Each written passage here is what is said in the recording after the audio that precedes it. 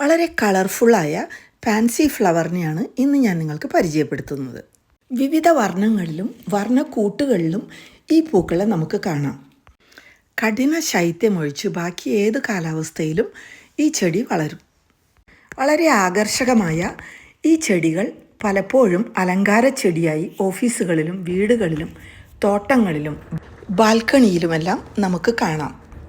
Thoughts അഥവാ ചിന്തകൾ എന്നർത്ഥമുള്ള പെൻസി എന്ന ഫ്രഞ്ച് വാക്കിൽ നിന്നാണ് പാൻസി ഫ്ലവറിൻ്റെ പേര് കിട്ടിയത്.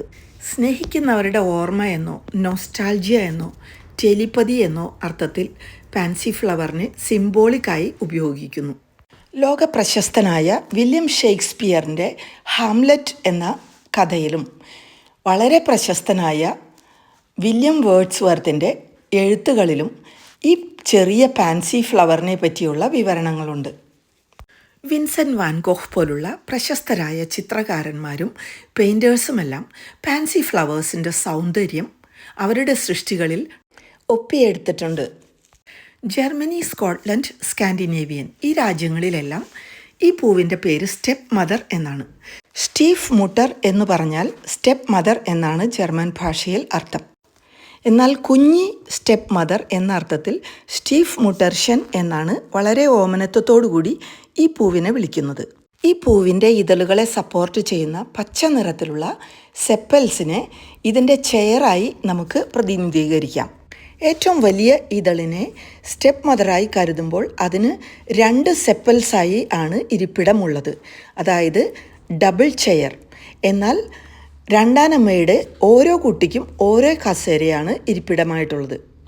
എന്നാൽ രണ്ടാനമ്മയുടെ സ്റ്റെപ്പ് ചിൽഡ്രൻ 2 പേർക്ക് കൂടി ഒരു കസേര അഥവാ ഒരു സെപ്പലാണ് ഇരിപ്പിടമായിട്ടുള്ളത്.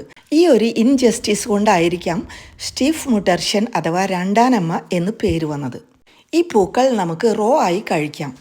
ഗുണങ്ങളുടെ കാര്യത്തിലും ഈ പൂവ് വളരെ മുന്നിലാണ്. സ്കിൻ കെയറിനും ഹെയർ കെയറിനും ഈ പൂക്കൾ ഉപയോഗിക്കുന്നു. Anti inflammatory and anti microbial property ഈ പൂക്കൾക്കുണ്ട്. ചായ ഉണ്ടാക്കാനും ജാമും ജെല്ലി ഉണ്ടാക്കാനും ഈ പൂക്കൾ ഉപയോഗിക്കുന്നു. അതുപോലെ സാലഡും കേക്കും മഫിൻസും കോക്ടെയിലുമെല്ലാം ഗാർണിഷ് ചെയ്യാനും പാൻസി പൂക്കൾ ഉപയോഗിക്കുന്നു. പരമ്പരാഗതമായി വിവിധ അസുഖങ്ങൾക്ക് ഒരു നല്ല ഹോം റെമഡി കൂടിയാണ് പാൻസി പൂക്കൾ.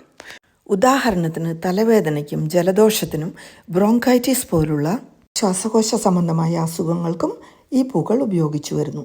അതുപോലെ ഡാൻഡ്രഫിനും അലർജി, നോറോഡെർമറ്റൈറ്റിസ്, എക്സിമ പോലുള്ള സ്കിൻ ഡിസീസിനും ഇത് ഉപയോഗിക്കുന്നു.